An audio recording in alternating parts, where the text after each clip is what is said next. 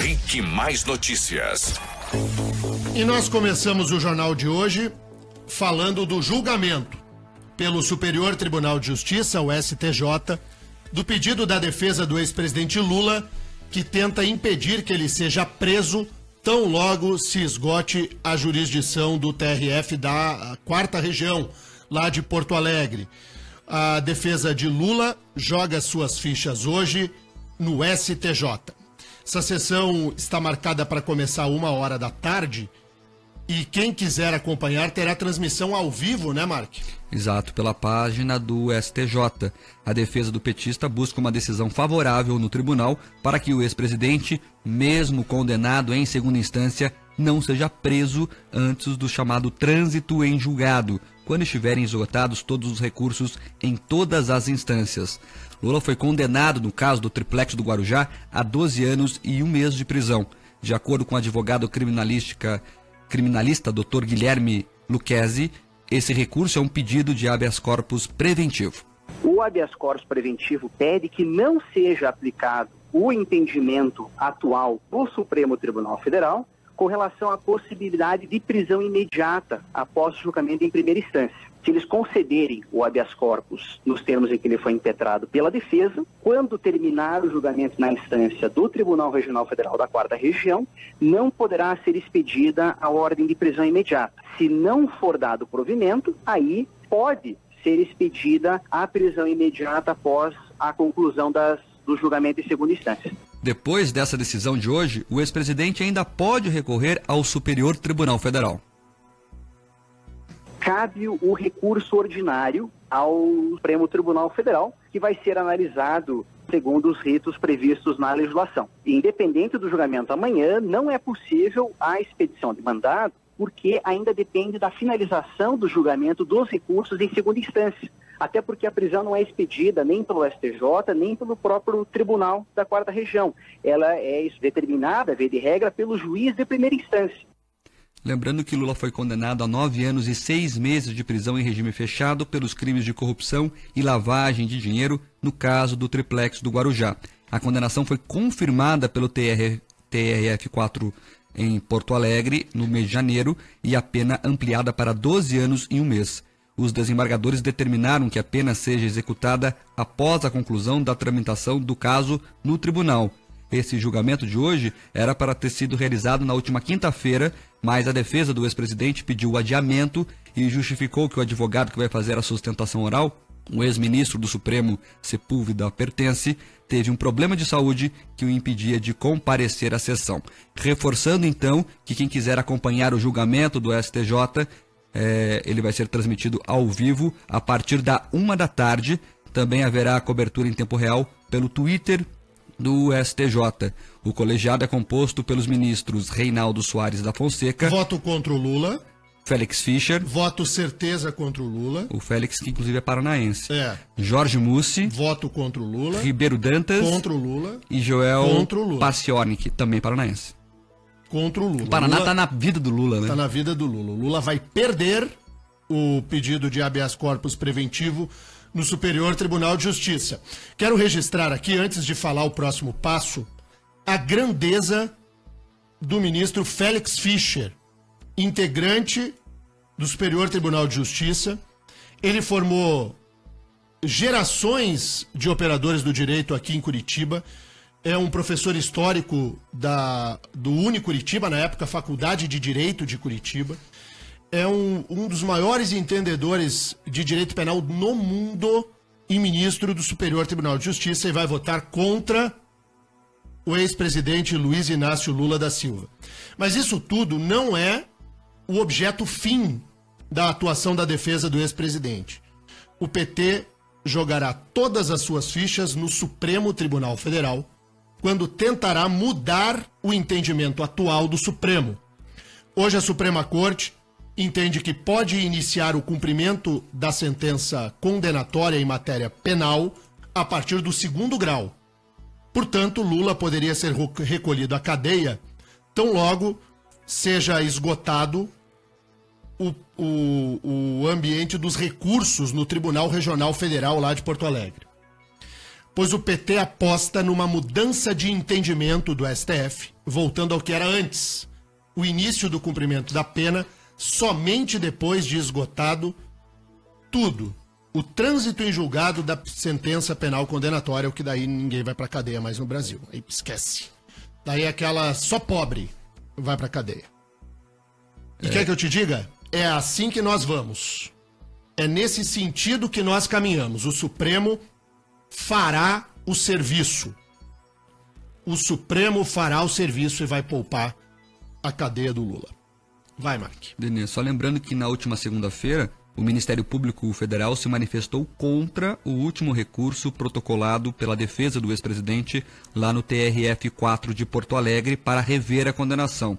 Além de pedir a rejeição do recurso, o MPF pediu a prisão de Lula após o julgamento para o cumprimento da pena.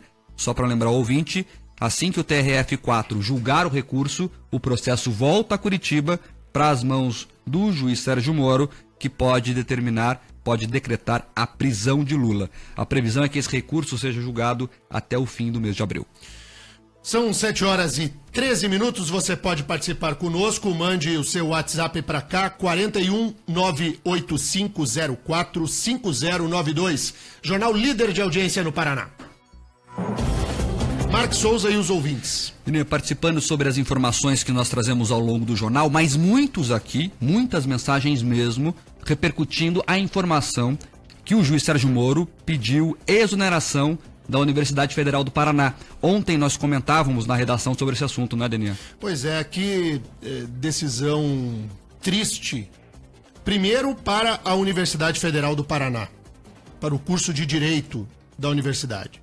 Segundo, lamentável para os estudantes, atuais e futuros, da Universidade Federal do Paraná.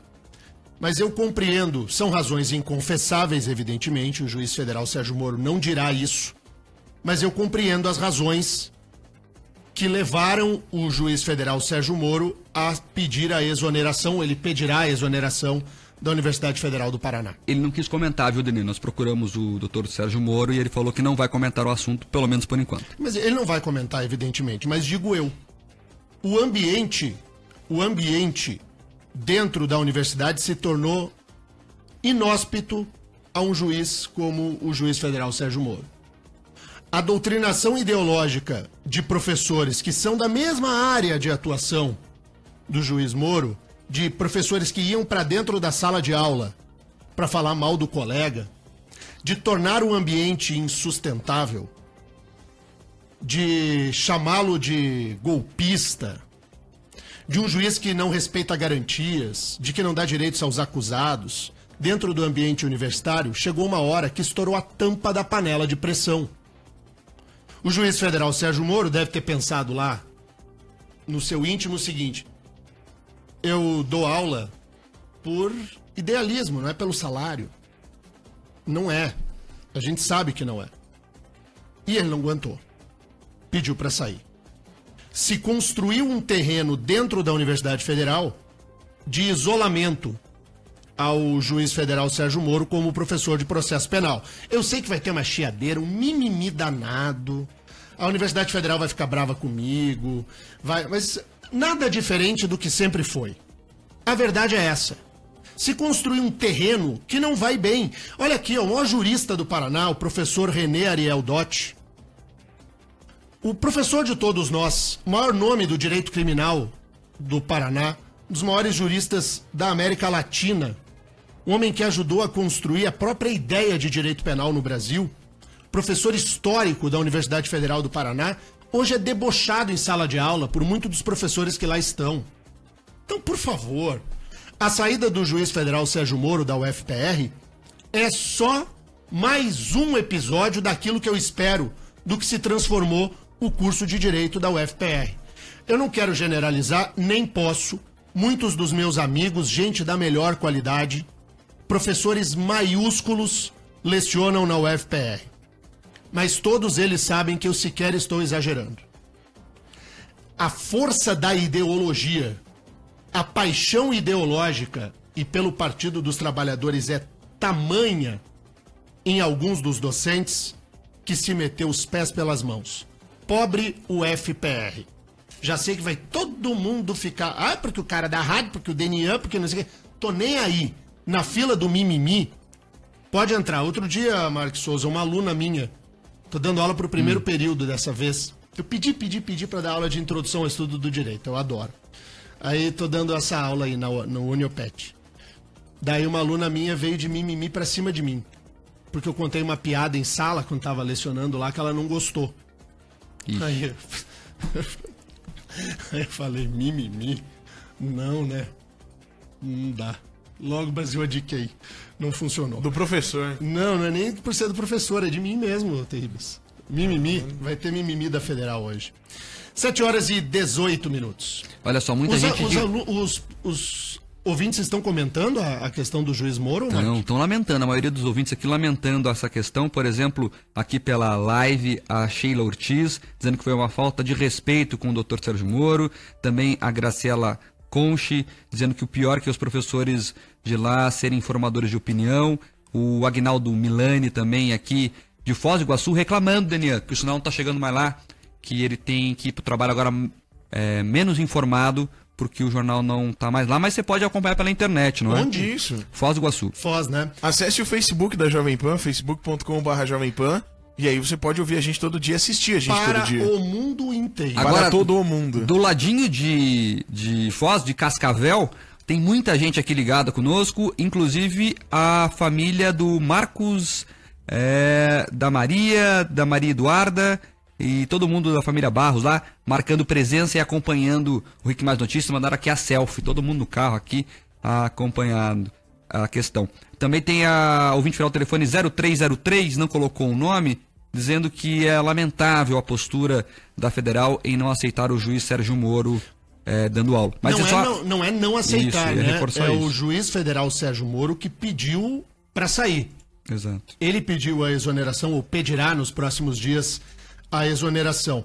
O professor Paulo Henrique, ouvinte deste jornal, diz que é ocupação ideológica pela esquerda, ocupação gramsciana, um projeto antigo na forma de atuação da esquerda e do PT em particular. É a revolução cultural, né? A Duda Buch, ouvinte também desse jornal todos os dias, ela fala, olha, os professores de jornalismo da UFPR também funcionam no mesmo grau e também tem mimimi em relação a esse jornal. É claro, porque a gente quebra o jeito que é lecionado por muitos dos professores em faculdade de jornalismo, que é o de que a gente tem que fingir imparcialidade, como se a imparcialidade fosse possível. Já cansei de dizer, esse jornal tem lado, sim. A gente aqui tem lado. O lado é de cobrar do poder público, seja ele na esfera que for, e mais do que isso, tem lado contra o crime. E contra o crime de corrupção em particular. É a mãe de todos os delitos. Quando você pratica corrupção, você tira o dinheiro do que falta lá na Dona Maria. Só que tem o seguinte, né? Como tem gente que tem bandido pra chamar de seu, não gosta do jornal. Paciência. A maioria gosta. Denian, só para terminar esse bloco de participação de ouvintes, a Márcia Denchuk está em São José dos Pinhais e está com o Nicolas do carro, que é seu fã. Tá com uma touca, tá todo encapotado o Nicolas, no banco de trás, na cadeirinha ali. E tem muita neblina lá em São José. Tanto que o Afonso Pena tá fechado nesse momento. E ele acha que é neve, ele tá brincando que tá nevando e escutando o Denian no carro. Você quer brincar na neve. Olha só, a gente tem falado de música aqui. E a gente vai criar uma playlist agora de verdade. A gente já prometeu em outras oportunidades, mas foi da boca pra fora. O que a gente vai fazer? Nós vamos criar uma playlist de 30 músicas e vamos pôr a playlist no Spotify e no Deezer. E qual que é a playlist? É a playlist que nós gostaríamos de tocar cada uma música aqui no encerramento do jornal. Não dá, né? Então a gente combinou assim. Eu escolherei 10 músicas, um top 10. Vou sofrer para escolher 10, mas 10 músicas. O Terribas, 10. E o Mark, 10. Isso. Consegue 10 de barbada assim, Terribas? 10 facinho assim? É. Ah, mais ou menos, é meio difícil, mas a gente tenta. Mark, 10 de barbadinha? Vamos lá. Mas assim, fácil? Tem que pensar um pouco, mas só indicar lá. Eu consigo. Mas quer que fale agora, as 10? Não, fala uma só uma. Uma? A melhor de todas. Qual vai ser a número 1 das tuas 10, da top 10? Pink Floyd, Wish You Were Here. Melhor música da história. Mark, qual a tua 1? Cracker do Nirvana. A minha vai ser Here Comes the Sun, dos Beatles. Então tá. Esse é muito clássico, hein? Tá bem, não eclética, mas tá bem boa a playlist. Tá boa. Eu achei que o Terribas ia falar Pablo Vittar, juro que eu achei. Nossa, para. Como é que é sensual, dança sensual lá? Eu não sei o nome da música. E a regra é uma só. Tem que ter pelo menos uma música brasileira na playlist. A minha Pelo vai ter menos mais uma? de uma. A minha vai ter mais de uma. Mas pelo menos uma tem que ser brasileira. Qual a tua, Terribas? Uma minha brasileira? É. Ah, agora você me pegou. Ah, tá vendo? Não, agora é difícil. Americaninho. Não. Inglesinho. É porque tem muitas, né? Tem muitas. Marque. Alguma do Engenheiros do Havaí, vou pensar. Não. Tem bastante. Se fosse pra escolher, eu facilmente escolheria uma do Legião Urbana. Daí agora Não escolhendo a minha. Vai chocar os endereços aqui, entendeu? Não escolhendo a minha, pra mim tá bom. Daí é mais difícil, daí música brasileira é mais difícil. Intervalo. Olha aqui.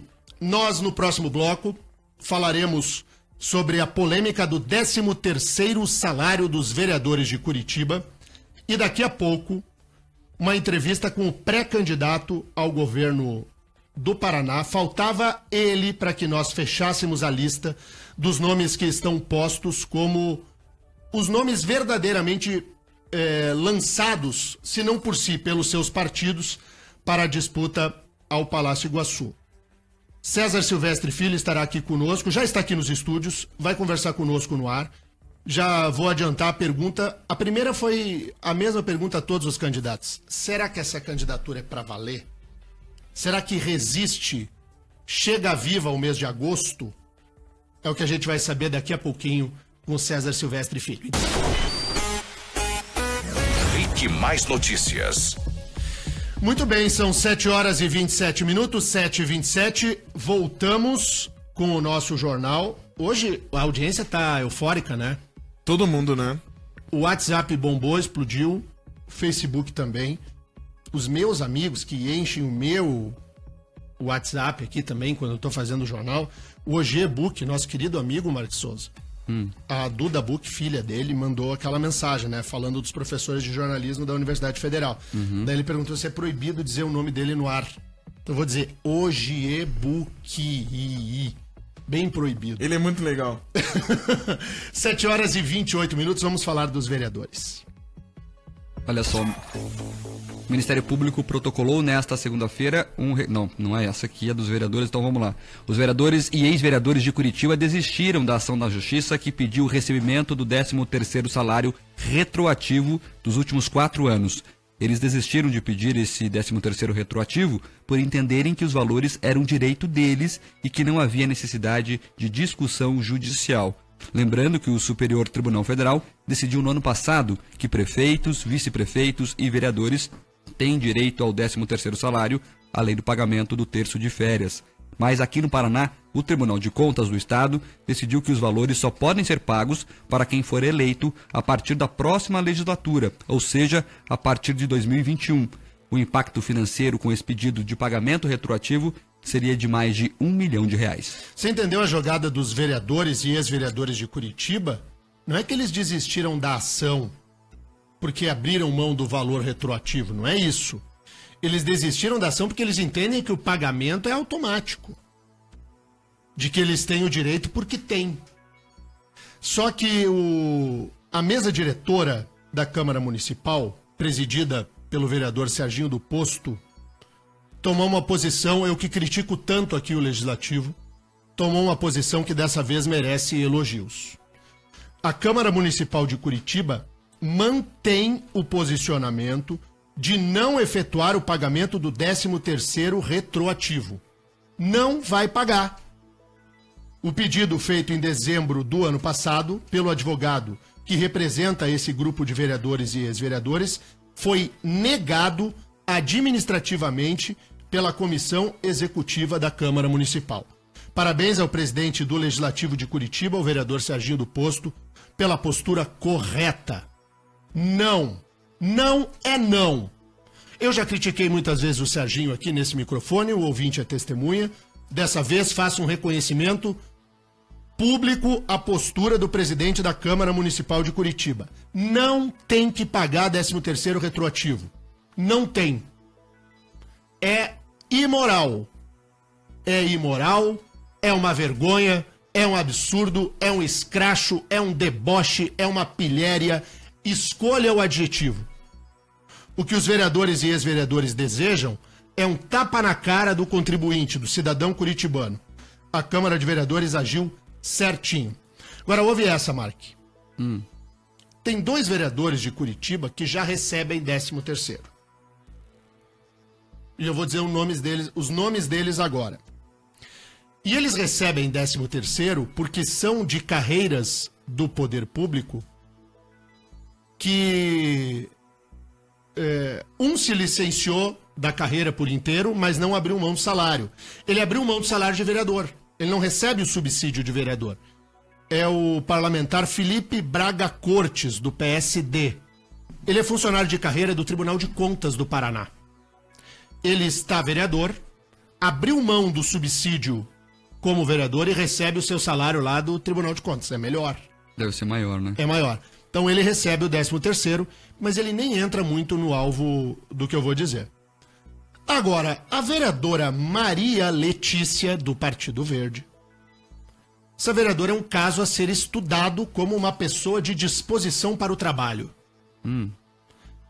Ela não se licenciou da carreira que tem no IML, no Instituto Médico Legal.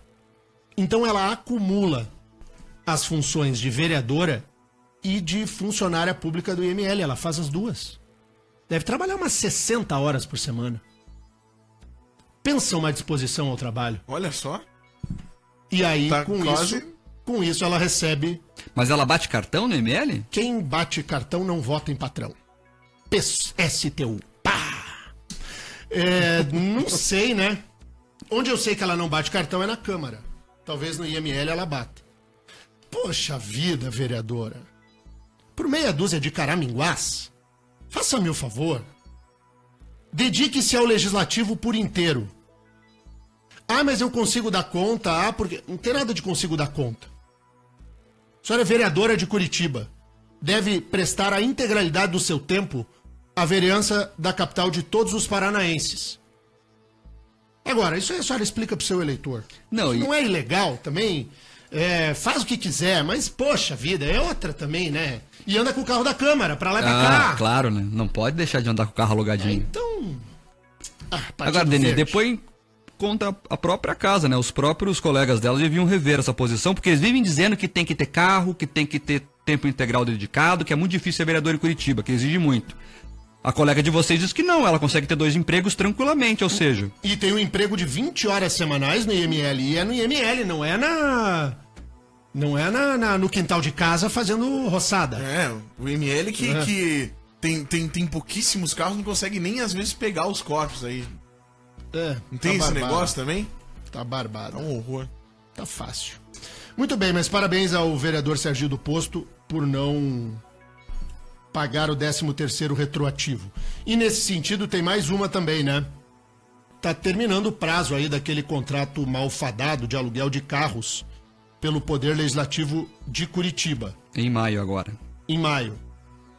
Tem que discutir isso com a sociedade, vereador Serginho do Posto. Abra uma audiência pública, chame a população de Curitiba, chame a imprensa. Faça um debate sobre se precisa ou não precisa carro. Quanto custa para o cidadão curitibano bancar um carro para cada vereador? O que não tem nenhuma justificativa de ordem moral. É importante a gente dizer que os senhores deputados estaduais, por exemplo, não têm direito a carro.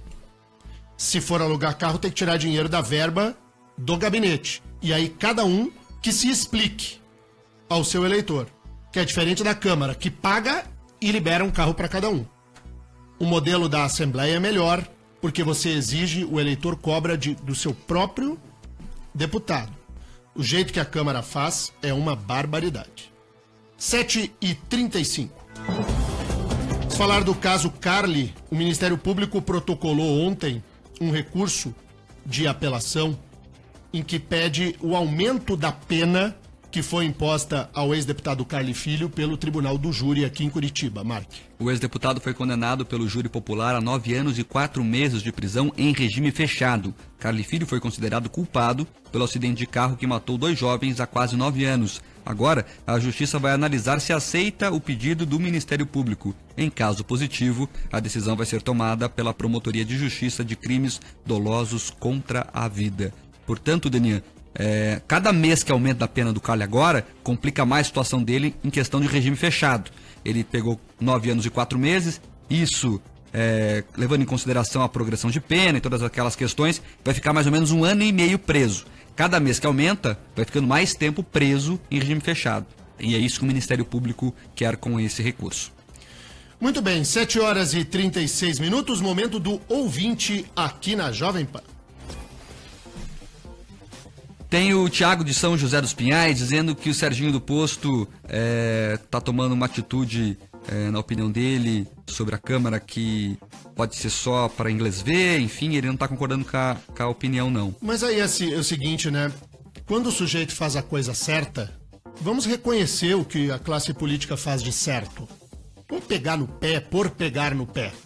A crítica tem que se dar quando ela for merecida. Nesse caso, o vereador faz algo que é do interesse público.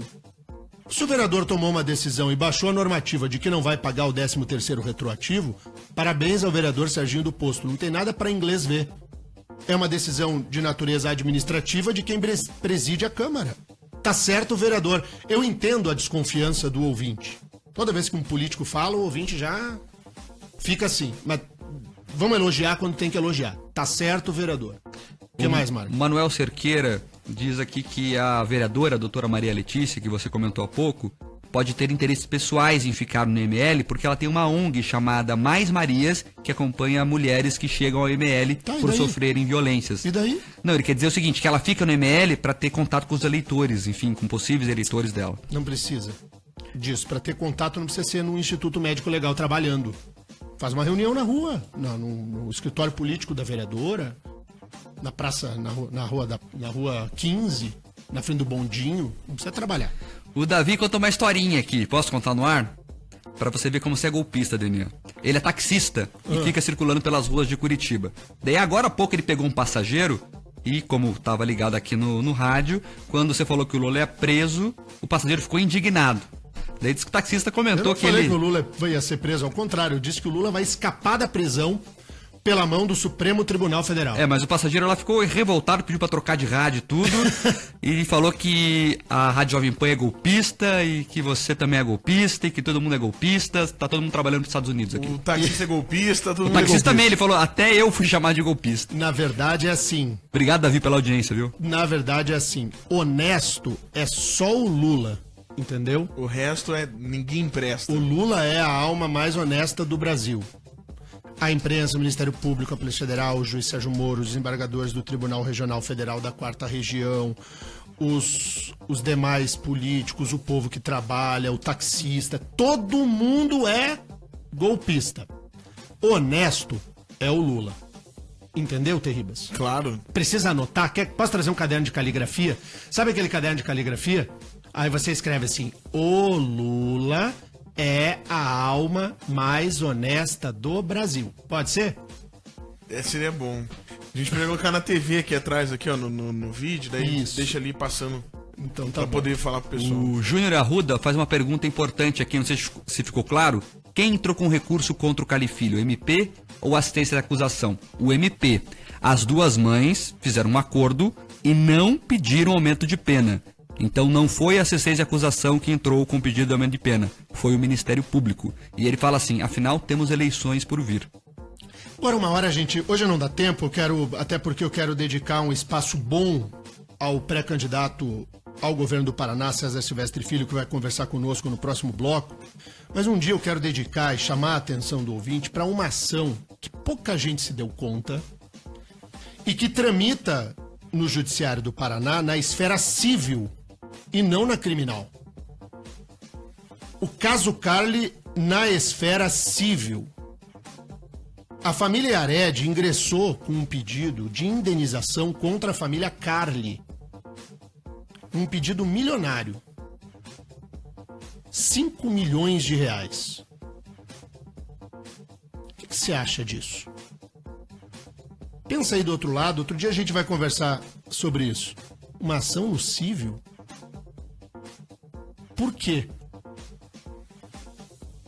O fazer justiça não é condenar o autor do crime ao cárcere? Por que indenização financeira? Por que o dinheiro? Reflete comigo, um dia nós vamos falar sobre isso. É direito? É, nenhuma dúvida. A questão é, para quem discursa como discursa, o dinheiro ameniza a dor no quê? Quando você ergue a sua voz para gritar por justiça, o dinheiro, os milhões da família Carli mudam o quê? Né? A gente vai falar sobre isso um dia com mais calma, vou trazer a ação aqui, a gente vai entender juntos e vamos refletir juntos sobre as motivações que levaram a senhora Cristiane Yared a ingressar em juízo para cobrar uma indenização da família Carli. Direito, não vou discutir. Me interessa o motivo. E só me interessa o motivo porque estamos diante de uma pessoa pública, que é deputada. Tem eleição aí agora. Não tem? Tem, né? RIC Mais Notícias. Agora são 7h45. RIC Mais Notícias. Que entrevista agora César Silvestre Filho, prefeito de Guarapuava, pré-candidato ao governo do Paraná. Nesse microfone passaram Osmar Dias, Cida Borghetti, Ratinho Júnior e hoje chegou a vez do César Silvestre Filho, é prefeito de Guarapuava. É um jovem, eu vejo no currículo do César Silvestre, que tem de 1980... 37. 37 anos e pretende disputar o governo do Paraná. Prefeito, muito obrigado pela presença, muito bom dia. É de verdade a sua candidatura ou é um nome que o seu partido, o PPS, lança no tabuleiro para logo ali na frente, de repente, compor uma coligação diferente? Bom dia, Daniel. Bom dia a todos os ouvintes. Prazer estar aqui com vocês.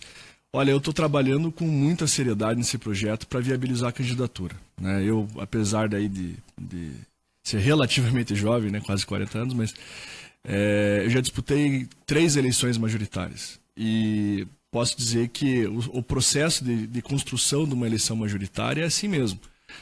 Você tem que, evidentemente, colocar a tua pretensão publicamente e, a partir disso, ir construindo viabilidade. Alianças que tenham compatibilidade mínima com aquilo que você propõe e, a partir daí, na medida em que o projeto vai se tornando viável, que ele vai se mostrando fazer sentido, ele vai ganhando musculatura para que ele se concretize lá na frente. Hoje, a minha determinação pessoal, o meu esforço, o meu foco tem sido muito em torno disso. Ontem mesmo, até quase 10 horas da noite, eu fiquei reunido com toda uma equipe de pessoas especialistas na área da educação. Foi o caso de ontem, trabalhando plano de governo. Ninguém passa horas dedicados todas as semanas trabalhando o plano de governo se não há, de fato, uma disposição real de se construir um projeto de candidatura. Na outra semana discutimos ensino superior, segurança pública, enfim, todas as semanas a gente tem feito isso. Agora, da mesma forma que outras candidaturas também vão passar por todo um processo de afunilamento agora, evidentemente que a nossa candidatura também passa por esse processo, passa por esses riscos. O seu partido, ele está disposto a essa candidatura? Porque a gente sabe que o candidato até da natureza do político, né? É o desafio, é a vontade de fazer, de pensar no Paraná, a gente sabe tudo isso. Mas e o partido, tá afim? Porque o partido ele é muito pragmático, né? A gente sabe que candidato a deputado quer uma boa chapa para facilitar a sua eleição. A gente sabe que os manda-chuvas do partido também desejam construir alianças que tenham viabilidade do poder para alcançar cargos logo ali na frente. Faço uma pergunta muito honesta e muito direta a um político que eu sei que se comporta dessa maneira. O partido quer? Olha, eu tenho recebido um apoio do partido até... De certa forma, me surpreende pela lealdade e pela determinação do partido em me ajudar a viabilizar a candidatura. Eu sinto que o partido compreende que ter uma candidatura própria facilita, inclusive, o processo de formação de chapa. E, de fato, isso é verdade. Desde que nós fomos às ruas procurar construir esse projeto, nós tivemos a procura e o ingresso de uma série de outros pré-candidatos que não estavam no nosso horizonte. Então, acredito que isso também vai motivando, vai empolgando os deputados que hoje já têm mandato, ou até mesmo aqueles que têm já algumas candidaturas mais viabilizadas. Eu não tenho absolutamente nada para reclamar da postura do meu partido. Até agora, todos os gestos deles foram de apoio. Ontem mesmo tivemos uma reunião cedo com toda a bancada e foi reiterado o apoio ao projeto, inclusive com a disposição deles de procurar agora intensificar as conversas com os outros partidos, para procurar criar um ambiente de uma coligação mínima, né, que dê viabilidade mínima e condições para que a gente enfrente esse processo. Eu tenho consciência que é uma eleição bastante difícil, vou enfrentar nomes aí que já estão há muito tempo no cenário político, nomes muito massificados, conhecidos, populares, etc. e tal. É claro que para você fazer o enfrentamento num processo desse, você tem que ter um mínimo de condição de apoio, de tempo de televisão, para que as tuas ideias também possam ser expostas. Então, hoje há todo um esforço para isso. É claro que o tempo está passando, né? Mas a minha expectativa é que a gente consiga viabilizar e a minha candidatura ser confirmada. Qual a diferença do César Silvestre Filho para Cida Borghetti, para o Ratinho Júnior e para o Osmar Dias? Olha, essencialmente, acredito que o grande diferencial que a minha candidatura leva ao processo é a experiência administrativa, concretamente. Qualquer um desses nomes que foram citados tem lá seus valores, merecem ser respeitados pela história de vida deles, mas o fato concreto é que nenhum deles governou, né? Nenhum deles até hoje foi eleito para governar. Foram secretários, podem ter desenvolvido o seu papel como secretários, parlamentares que foram. No caso da Cida, até vice-governadora foi eleita, mas efetivamente não se governou. Não tem uma gestão para chamar de sua. Não tem conflito de interesses mediados por eles, com sindicatos, com pressão de relacionamento com o parlamento, conduzido propriamente por eles, que tenha colocado em teste a sua capacidade de realização. Quando a gente fala de governo, a gente está falando exatamente na capacidade de transformar ideia em realidade.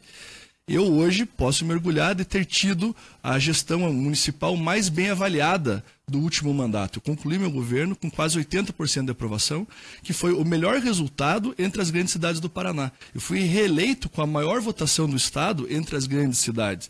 É diferente de você dizer assim, se eleito for, eu vou fazer assim, vou governar desse jeito. Eu já tenho hoje um estilo de gestão próprio, que as pessoas podem ir a Guarapuava, avaliar, ver o resultado da minha gestão, avaliar qual a eficiência que eu tive na área da saúde, quais resultados que eu promovi, qual foi a eficiência que eu tive na gestão da educação, quais foram os resultados que nós alavancamos, como é que nós conseguimos criar o maior volume de investimento público da história do município, no mesmo período que foi a maior crise econômica do Brasil. Quer dizer, hoje eu tenho como mostrar. Quando se fala de gestão moderna, a minha gestão moderna está lá para todos verem. Quando se fala em parceria público-privada, que é uma coisa que muitos falam, que vão modernizar a gestão dessa forma, eu estou lá hoje como pioneiro, como um dos principais projetos de parceria pública-privada em exercício no Brasil. Então, há uma série de ações hoje que dão ao eleitor condição de ver e atestar a minha capacidade de realizar. Eu vejo que isso é importante. Eu sou, sim, um candidato jovem, mas já fui deputado estadual, já estive no parlamento paranaense, já estive do outro lado da mesa, digamos assim, nessa relação entre executivo e legislativo, e hoje estou no meu segundo mandato do executivo.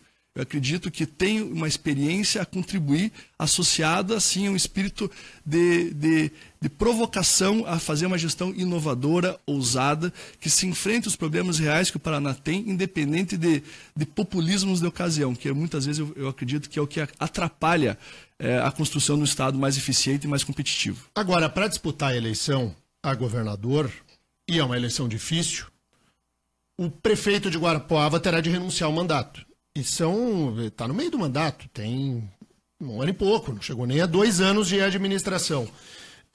A questão da renúncia, quando você concorreu na última eleição, e me permita chamar de você, porque é mais jovem do que eu. Claro. Quando você concorreu na eleição passada, você deixou claro para o eleitor de Guarapuava que você podia entregar o boné para dar um passo adiante e entregar a administração ao vice?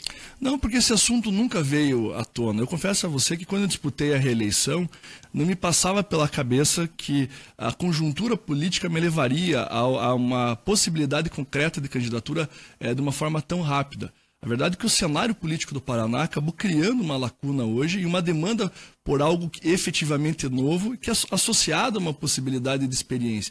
Isso é algo diferenciado. Cá entre nós, eu lancei minha candidatura em junho. De junho para cá, nenhum outro nome se colocou no processo. Eu não imaginava que tão rapidamente eu teria essa viabilidade e tampouco eu imaginava que o meu partido me endossaria com tanta disposição como endossou. Confesso a você que para mim até foi um processo que me surpreendeu. Na época da eleição, eu lembro até logo no dia seguinte à eleição, fiz uma rodada de entrevistas à imprensa local, eles já davam como certo que eu sairia candidato a deputado. Até por já ter sido deputado no passado, eles imaginavam que eu daria sequência à minha carreira como deputado federal. Isso sim, na época, eu neguei. Falei, não, deputado eu não vou ser, com certeza não vou ser, como de fato não tenho a menor pretensão de renunciar para ser candidato a deputado. Agora, o governo do Estado é um desafio que realmente motiva muito. Eu acredito que o Paraná hoje tem essa expectativa, principalmente de ter a certeza que o nosso Estado não está limitado e refém aos mesmos nomes de sempre. Eu acho que esse é o grande ponto. Nós temos algumas candidaturas postas que estão se revezando na disputa do Paraná desde a década de 80. Então é claro que, de alguma forma, é importante o Estado saber que há hoje o surgimento de novas lideranças políticas que vêm, inclusive, do interior do Estado, já com experiência de gestão, com um estilo próprio de governar e que podem aí colaborar para enriquecer o debate e trazer uma alternativa concreta às pessoas que já estão aí esgotadas desse modelo político já convencional. Mark. Prefeito. Vamos lá. Prefeito, o senhor falou sobre a questão da novidade na política, justamente isso. A classe política sofre uma marginalização hoje em dia e as pessoas querem o novo. Agora, a sua família já tem tradição na política também. Sim. Seu pai foi secretário de Estado, acho que foi prefeito também, não? Não. Foi secretário de Estado da gestão Beto Richa. Como é que o senhor entende isso? O que seu pai ajuda e atrapalha nesse momento? Olha, ajuda muito, porque hoje quem acompanha a política do Paraná, quem tem o senso crítico e realmente procura fazer um julgamento mais detalhado, sabe que ele é de fato uma pessoa que teve aí uma trajetória política de muitos anos, mas que passou pela vida pública de forma ilibada. E isso é que se concordar que hoje em dia é muito raro alguém que tenha passado por anos na vida pública, mantido uma postura de coerência, de lisura nos seus atos. Para mim, o fato de vir de uma família de políticos serve até como um adicional de responsabilidade. Eu sei que além de todos os outros compromissos com o meu eleitor, com a minha base, com as pessoas que confiam em mim, eu ainda tenho que dar sequência à honradez, um nome de vida pública que não foi construído só por mim, né, que já tem dado uma sequência. Eu não vejo, alguns eu tento até apontar, César, mas não é uma contradição, você fala de um quadro novo e ao mesmo tempo você vem de uma família política. Veja, é inegável que a minha candidatura representa algo novo para a política estadual. A minha família, meu pai, eu mesmo faço política já há 10 anos, mas nós somos até então figuras da política regional. Nós trabalhamos ali na questão da micro-região em que nós estamos inseridos. Para a política do Estado, inegavelmente, a minha candidatura representa, sim, algo diferente, algo novo, é uma alternativa adicional que as pessoas vão passar a analisar. Eu acho que a gente tem que ter muito cuidado com isso, dessa ideia de que só há virtude naqueles que ainda não estão na política, né? É quase que um preconceito generalizado de que o novo pelo novo. Eu tenho muito reticência em relação a essa coisa do novo pelo novo. Eu acho que a novidade ela pode ser algo positivo se ela realmente tiver a disposição de fazer a diferença e representar o novo na forma de agir. Não, nem pela idade, não é porque eu sou jovem que eu represento alguma virtude em si, e nem porque meu nome é menos conhecido. Eu acho que é a capacidade de você associar o que representa, o que é ser novo hoje em dia? Que tipo de inovação as pessoas pretendem, esperam, e o que isso vai melhorar a vida delas? Eu vejo que hoje o grande desafio da gestão pública é você falar de inovação para tornar o serviço público mais eficiente, para as pessoas entenderem que o Estado faz sentido, que essa alta carga tributária que a gente paga efetivamente responde às pessoas suas expectativas. Isso para mim é algo novo.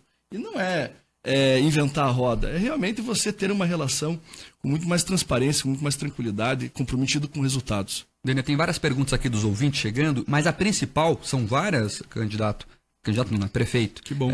O Jean aqui e também, por exemplo, o Eduardo Lima pergunta qual o seu posicionamento. Sim. Se é de direita, de esquerda, de centro, como é que você se define nesse espectro político? Eu me defino, meu partido, um partido mais alinhado de centro-esquerda, e eu tenho uma relação muito tranquila com isso. Eu me posiciono dessa forma também.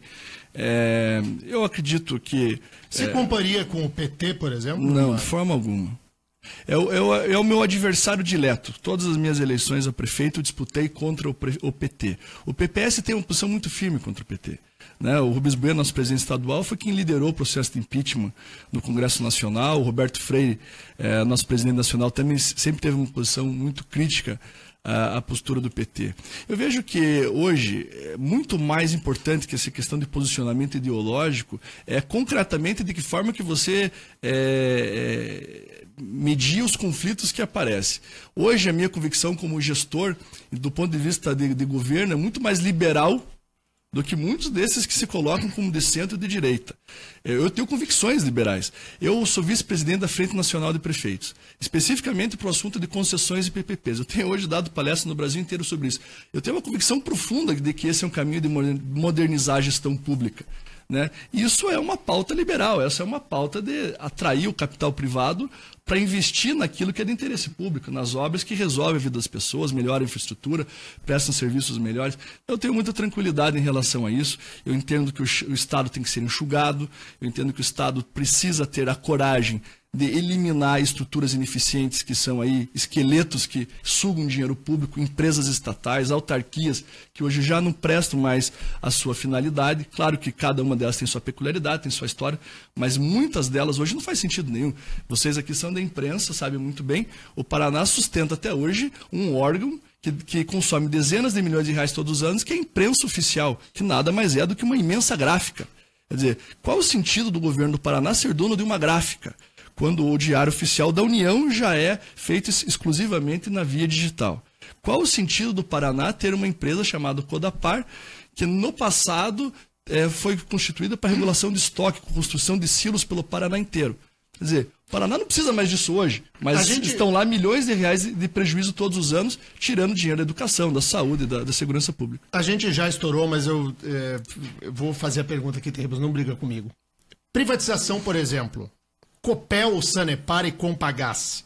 Uma das três entraria numa proposta de privatização? Entraria. Sua? A Compagás, por exemplo, hoje não faz sentido nenhum o Estado ter que manter ela. Ela não é estratégica para alguma ação do Estado. A Compagás hoje seria melhor para todos os paranaenses se ela tivesse uma gestão mais eficiente, se ela pudesse ter uma agilidade de gestão para aumentar a capilaridade, para aumentar a expansão dela na rede, hoje atendendo de forma mais abrangente os municípios. Sanepar e Copel. A própria Copel, por exemplo, a Copel Telecom. A Copel Telecom hoje é uma empresa de internet ligada à Copel. Ela não faz sentido hoje para a Copel. A questão energética, da geração de energia, transmissão, distribuição, eu digo até que ela tem um papel estratégico, de insumo mesmo. O próprio Estados Unidos, que é o país mais capitalista do mundo, na parte de geração de energia, eles têm o controle estatal em muita boa parte das usinas. Esse é um aspecto mais delicado. Isso até tem a ver com segurança nacional e soberania. Mas a Copel Telecom, por exemplo, hoje é uma empresa ineficiente. Eu mesmo passei o teste. Eu fiz uma licitação em Guarapava para constituir uma rede de internet fibra ótica ligando todos os prédios da prefeitura. Queria modernizar. Procurei a Copel Telecom por ser uma empresa estatal. Abri um processo licitatório. Os caras da Copel não conseguiram nem se habilitar. Isso é uma vergonha.